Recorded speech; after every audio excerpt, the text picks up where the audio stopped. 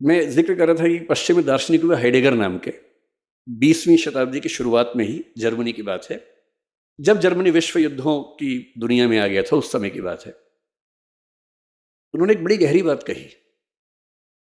उन्होंने कहा कि हम लोग जिंदगी जीते रहते हैं, किसी से लड़ते हैं, किसी से प्यार करते हैं, फिर झगड़ा करते हैं, लड़ते हैं, सफल होते हैं, किसी को हराते हैं, किसी से हारते हैं तो नफरत पाल लेते हैं, हराते हैं तो ये भाव मन में आता है कि मैंने हरा दिया, मैं विजेता हूं। इसी सब तिकड़म भरे अनुभवों को हम मिला के एक शब्द बोलते हैं जिंदगी, लाइफ। लेकिन कभी कभी ऐसा होता है जिंदगी में कि अचानक कोई इंसिडेंट होता है। वो इंसिडेंट क्या होता है? जैसे मान लीजिए कि मैं और मेरा दोस्त सड़क पे जा रहे हैं, अचानक एक ट्रक की कार ब्रेक फेल हुई, उसे टक्कर मारी और मेरे साथ जो मेरा दोस्त था उसकी मौत हो गई और मैं बच गया। अब जो मुझे एहसास होगा, उस एहसास का मतलब है नथिंगनेस, शून्यता। उस मोमेंट में, उस क्षण में ये लगता है कि क्या है जिंदगी में ऐसा, और मैं जो इकट्ठा करने में लगा हूं, मैं जो ताकत के पीछे भाग रहा हूं, मैं जिस 8 साल बाद की प्रमोशन के लिए अभी से रात दिन जुटा हुआ हूं, ये सब तो एक सेकंड का खत्म होने वाला खेल है। जिस जिंदगी का एक सेकंड बाद का अता पता नहीं है, भरोसा नहीं है, कल सुबह मैं उठूंगा भी या नहीं ये भी नहीं पता है, और मैं ऐसी जिंदगी जी रहा हूं जो 10 साल बाद मैं ये बन जाऊंगा, 18 साल बाद मेरी प्रमोशन ये होगी, मैं सेक्रेटरी बन जाऊंगा या मैं हाई कोर्ट का जज बन जाऊंगा। इस अनुभव में जो लोग थोड़े ज्यादा सेंसिटिव हैं, संवेदनशील हैं, वो इस अनुभव को झेल नहीं पाते, और उनके लिए इसी बिंदु पर टर्निंग पॉइंट आता है और वो जीवन का रास्ता मोड़ लेते हैं कि जब जीवन में कुछ भरोसा नहीं तो मैं इन निरर्थक चीजों के पीछे क्यों भागता रहूं? क्यों ना मैं किसी ऐसी सार्थक चीज की तलाश करूं जो अंततः मुझे सुकून देती हो। और हम जीवन क्यों जीते हैं?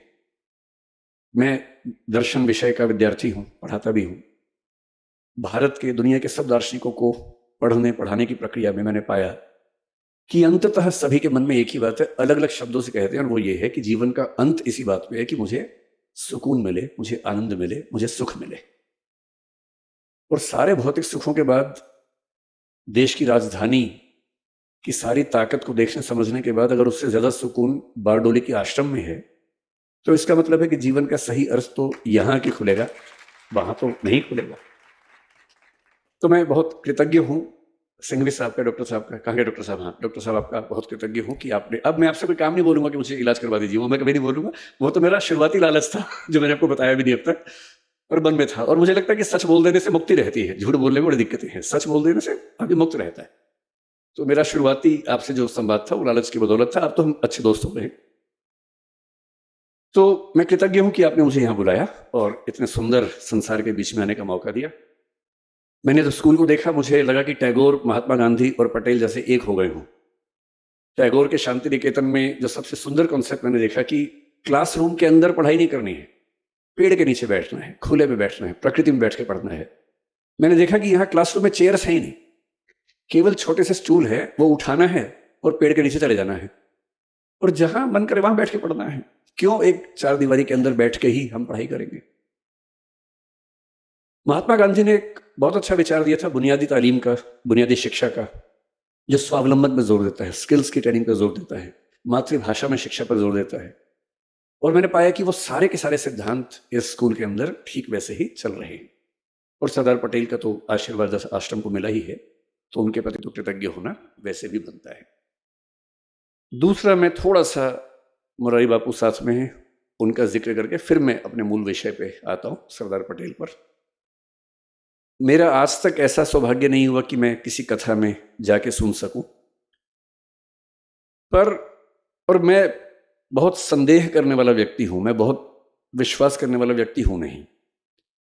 मैं ईश्वर को लेके भी उतना आग्रही नहीं हूं। मुझे फिलॉसफी पढ़ते पढ़ते ज्यादा संदेह मन में रहता है, बहुत ज्यादा। ईश्वर भी हैं या नहीं हैं तो कैसे हैं, वो सब सवाल मेरे मन में बहुत ज्यादा चलते हैं। पर मैं नास्तिक नहीं हूं, मैं अज्ञेयवादी हूं। अज्ञेयवाद का मतलब होता है कि मुझे पता नहीं ईश्वर हैं या नहीं हैं तो कैसे हैं, पर मैं संभावना मानता हूं कि वो हैं, और अगर दुनिया चल रही है तो हो सकता है कि उन्हीं की बदौलत चल रही होगी। इस संभावना को मानता हूं। मैं ये भी महसूस करता रहा हूं कि जो संत का एक सुंदर अर्थ होता है। मैं संत कबीर का बहुत सम्मान करता हूँ। मैंने कबीरदास को अच्छे से पढ़ने का प्रयास किया है और बहुत प्रेरित होता हूँ उनसे, उनकी बातों से सीखता हूँ। संत रैदास को मैंने अच्छे से पढ़ने का प्रयास किया, कई बार किया। तो मैं अक्सर सोचता हूँ कि संत का मतलब क्या होता है। तो एक बार एक किताब में मुझे बड़ी सुंदर बात मिली। एक उम्र तक मेरा थोड़ा सा लेफ्टिस्ट आइडियोलॉजी की तरफ काफी झुका हुआ था, तो मुझे धर्म, संत, इन सब से लगभग अरुचि सी थी। नफरत तो नहीं कहूंगा, पर अरुचि जैसा भाव रहता था। मेरे पेरेंट्स भी परेशान थे क्योंकि मैं कुछ अतिवाद के रास्ते पर उस समय चलता था। मुझे लगता था कि संत वो लोग हैं जो दुनिया के संघर्षों को छोड़ के भाग गए हैं। अरे भाई, मैं बुद्ध को पढ़ता था, महावीर, वर्धमान महावीर को पढ़ता था। मुझे लगता था कि क्यों ऐसा करते हो भाई। सब लोग स्ट्रगल कर रहे हैं, रोजी रोटी का संकट सबके सामने है, सबके बच्चे हैं, उनकी शादी होगी नहीं होगी, करियर होगा नहीं होगा, इतना इतना स्ट्रगल है। उस स्ट्रगल से हम तटस्थ हो जाएं, ये मुक्ति कैसे हो सकती है। फिर एक बार मेरे हाथ में किताब लग गई, क्योंकि मुझे किताब पढ़ने का शौक है और मेरे सबसे अच्छे दोस्त अगर कोई हैं तो किताबें ही हैं। और एक किताब इसी विषय पर मैंने पढ़ी कि संत होने का मतलब क्या होता है। तो उसमें बड़ी सुंदर एक व्याख्या थी कि संत वो नहीं है जो दुनिया की मुख्य धारा से भाग गया है। संत वो है जो जानता है कि अगर वो मुख्य धारा में उतर गया तो शायद सबको हरा देगा, पर वो उतरने से पहले ही जानता है कि सबसे जीत के भी कुछ हासिल नहीं होगा। और इसी बात को कुछ और लोगों ने दूसरी भाषा में कहा, the most interesting thing about the rat race is that even if you win you are still a rat. चूहों की दौड़ की सबसे रोचक बात यह है कि अगर आप जीत भी जाएं तो भी चूहे ही रहते हैं। और जिससे समझ लिया कि चूहा होना ही नहीं है, तो चूहों की दौड़ में दौड़कर किसको जीत के दिखाना है। अगर मैं जीत के दिखा भी दूं, अगर मैं जीत के दिखा दूं, किसको दिखाना है। क्या कोई इतना महत्वपूर्ण है कि उसको दिखाने के लिए मैं अपने 10 साल खराब कर दूं या 20 साल खराब कर दूं। क्यों दिखाऊं। और अंततः तो साक्षी भाव से खुद को ही देखना है। और यदि मैं अपनी चेतना के सही रास्ते पे नहीं हूं तो दुनिया की नजर में कितने भी सही रास्ते पे हूं, वो सही रास्ता कैसे हो सकता है। मेरा सही रास्ता तो मेरी चेतना, मेरी अंतरात्मा तय करेगी। और यदि मेरी अंतरात्मा इस बिंदु पर सुकून महसूस करती है कि मुझे उस चूहों की दौड़ में शामिल होना ही नहीं है, तो नहीं होना है। और मैं कल से, मुझे डॉक्टर सिंघवी साहब ने कई जिक्र किए बापू के, कि कैसे उनकी कथा में लोग, और गुजरात के लोग कितने दानी हैं वो भी पता लगा। सूरत के बारे में विशेष रूप से पता लगा कि 50 करोड़ 100 करोड़ का दान हुआ, एक अस्पताल बन गया। फिर कथा हुई, फिर 125 करोड़ का दान हो गया, इससे एक और अस्पताल बन गया। इतना कंट्रीब्यूशन तो बड़े बड़े मंत्री, नेता और आईएएस नहीं कर पाते हैं। तो उससे लागुना अच्छा है कि हम संत बन के ही अपना काम करें और समाज के लिए जो कर सकते हैं वही करें। तो मैं बापू बहुत कृतज्ञ हूँ कि मैं तो इस लालच में था कि मैं ज्यादा सुनूंगा, पर मुझे बताया गया कि मुझे सुनाना ज्यादा है, सुनना कम। ये वैसे ज्यादती है, बहुत बहुत ज्यादती है आपकी कि मुझे ज्यादा समय दिया आपने और बापू कम बोल रहे हैं। इसका उल्टा होना चाहिए था, पर ठीक है, आपने अपना कुछ मुझे सोची होगी इसके पीछे। अब मैं सरदार पटेल पर आता हूं, जो मेरा मूल विषय है। सरदार पटेल के बारे में आजकल जब लोग बोलते हैं तो एक अजीब सा भाव बहुत प्रचलित हो गया है कि जब तक हम महात्मा गांधी और नेहरू जी की 4 बुराइयां ना कर दे, लोग बहुत सोचते हैं कि पटेल की तारीफ हो नहीं पाई ठीक से। तो मैं उस तरह का आदमी नहीं हूं, मैं पहले स्पष्ट कर रहा हूं। आप अगर ये उम्मीद कर रहे हैं कि मैं गांधी जी को 4 लाइनें सुनाऊंगा और नेहरू जी के बारे में 4 गलत बातें बोलूंगा, मैं ऐसा नहीं करूंगा। मेरा मानना है कि एक बहुत बड़ी लड़ाई एक व्यक्ति नहीं लड़ता है, एक टीम लड़ती है। और टीम में हर व्यक्ति का अपना चरित्र होता है, अपना व्यक्तित्व होता है, अपनी भूमिका होती है। हम ये नहीं कह सकते कि एक ही व्यक्ति पर्याप्त था, बाकी सब यूं ही थे, ऐसा नहीं। सबकी अपनी अपनी महत्ता थी, अपनी भूमिका थी। एक बहुत बड़े रंगमंच पे हर व्यक्ति का अपना किरदार होता है और उस किरदार को करीने से निभाना, यही उसकी महानता होती है। मैं ये जरूर मानता हूं कि सरदार वल्लभ भाई पटेल जितने सम्मान के हकदार थे, उतना हमारी पीढ़ियों ने उनको दिया नहीं। ये हमारी पीढ़ियों पर लानत की बात है, ये मैं जरूर मानता हूं। और ये हमें सुधारना चाहिए। क्यों सुधारना चाहिए, मैं कुछ ऐसी बुनियादी बातें आपसे कहूंगा। क्योंकि मैं यूपीएससी के लिए पढ़ता पढ़ाता हूं, तो इतिहास पर लंबा लेक्चर देना तो सामान्य बात है, पर आज जो ऑडियंस से मैंने पूछा पहले कौन लोग रहने वाले हैं, तो बताया कि स्कूल के बच्चे होंगे, कुछ समाज के लोग होंगे। तो मैं ये मान के आया था कि हमें बहुत आसान बातें करनी है, मुश्किल बातें नहीं करनी है। मुझसे कोई पूछे कि सरदार पटेल को आप किस रूप में देखते हैं, बल्कि आज से 4-5 साल पहले मेरी माताजी का देहांत 2018 के अंत में हुआ, नवंबर में। और जब ऐसा हुआ तो स्वाभाविक सी बात है कि मेरे पिताजी, जिनकी उम्र लगभग 80 साल है, वो काफ़ी अकेले हो गए थे, टूट से गए थे। वो भी बहुत एक्टिव हैं, पढ़ते लिखते हैं, किताब हर महीने एक किताब लिखते हैं, एक मैगजीन निकालते हैं। मुझसे ज़्यादा युवा हैं, मैं तो उनकी तुलना में बूढ़ा हूँ। तो मैंने उनसे पूछा अगले साल, मैंने कहा पिताजी आपका जन्मदिन आने वाला है, मतलब माताजी की मृत्यु के शायद 3 महीने बाद की बात, 2 महीने बाद की बात है। तो मैंने कहा आपका जन्मदिन आने वाला है, आप क्या चाहते हैं, कैसे मनाएं? मुझे लग रहा था कहीं वो ये ना कहे कि मेरा मन नहीं है मनाने का या कुछ ऐसा। उन्होंने कहा कि मुझे ना जो सरदार पटेल की प्रतिमा बनी है वहां ले चलो। तो मेरे मन में इच्छा थी, इसी बहाने उनका मन भी बहला, तो हम वहां गए। और वहां जो बच्चा उस समय एसडीएम था, उससे बड़ा सहयोग किया। आज वो बल्कि आया भी है, शायद मुझसे मिलने भी मिलेंगे मुझे, वो थोड़ी देर में आएंगे। मेरे बड़े अच्छे दोस्त बन गए वहां उस दिन सब लोग। उस दिन मैं म्यूजियम देखा। करमसद तो मैं अपने पिताजी और माँ दोनों को लेके गया था, पत्नी भी गई थी, सब लोग गए थे उनका घर देखने के लिए। तो कोई मुझसे पूछता है कि सरदार पटेल को लेकर आपके मन में क्या भाव सबसे पहले आता है, मेरे मन में एक ही भाव आता है कि नेतृत्व का जो गुण किसी व्यक्ति में सबसे बेहतर हो सकता है, सबसे बेहतर हो सकता है, उसके साक्षात मूर्ति देखनी है तो मैं सरदार पटेल को याद करूंगा। अगर मुझे किसी एक व्यक्ति का नाम बोलना हो तो सरदार पटेल का नाम बोलना चाहूंगा।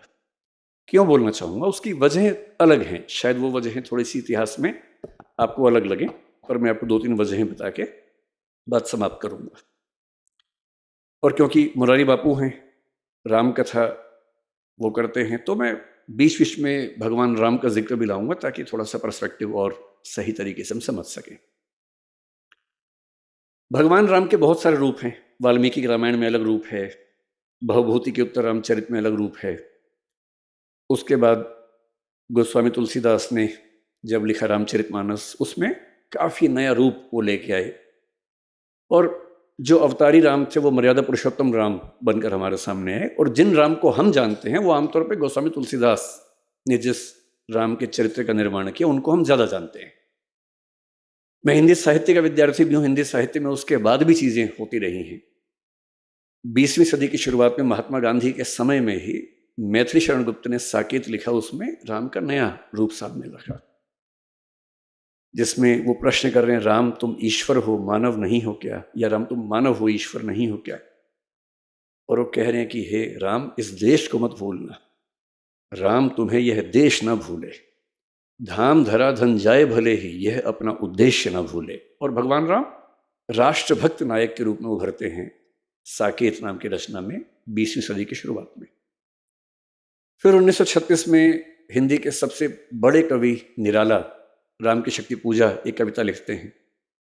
वहां फिर राम का एक नया चेहरा सामने आता है, बहुत ही उदात्त स्वरूप, सबलाइम स्वरूप, गरिमा से भरा व्यक्तित्व। फिर आजादी मिलने के बाद नरेश मेहता ने एक और पुस्तक लिखी, संशय की एक रात। वो राम के एक और रूप को सामने लेके आता है, जिसमें राम को दुविधा है, और एक बड़े व्यक्ति को दुविधा होनी चाहिए। उनको दुविधा यह है कि सीता की मुक्ति तो मेरी निजी लड़ाई है, मेरी पत्नी का अपहरण हुआ तो लड़ना मेरा धर्म बनता है, लेकिन उस लड़ाई में मैं इस पूरे समाज को, पूरी सेना को झोंक दूं, ये उचित है या अनुचित है?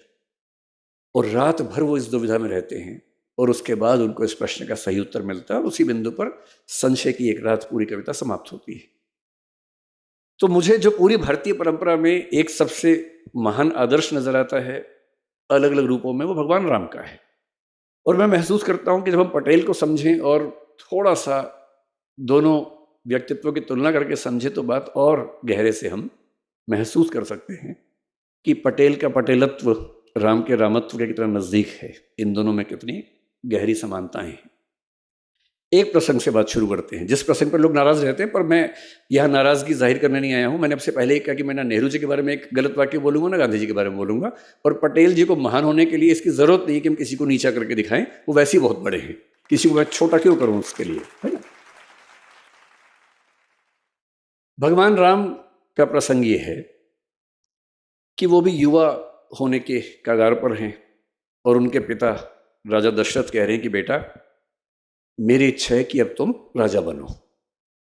राम खुद नहीं कह रहे हैं, दशरथ कह रहे हैं। राम तो यहां तक कह रहे हैं कि पिताजी ये उचित बात नहीं है, हम 4 भाई हैं, कहने कहने का उम्र का अंतर है, एक ही दिन तो पैदा हुए थे, आधे 1 घंटे के अंतर को बड़ा भाई छोटा भाई क्या होता है, सब साथ साथ पैदा हुए थे। अब जन्म में एक संग सब भाई, भोजन शयन केली करिकाई, वो पूरा चौपाई कहते तुलसीदास जी। बिमल वंश यह अनुचित एकू, बंधु बिहाई बड़े ही अभिषेकू। इतने महान वंश में ये उचित बात नहीं है कि अभिषेक सिर्फ मेरा हो रहा है। क्यों भाई, बड़प्पन यही तो है कि जब सत्ता चरणों में रखी हो तब कोई कहे कि मुझे क्यों, मैं क्यों राजा बनूं। और पिता समझा रहे हैं कि बेटा, तुम संयोग से सबसे बड़े तो हो ही भाई, आधे घंटे का भी अंतर है तो बड़े तो हो ही ना भाई। और तुम्हारा व्यक्तित्व भी ऐसा है कि मेरे पास हर जायज वजह है कि मैं तुमको राजा बनाऊं, तुम बस मना मत करना।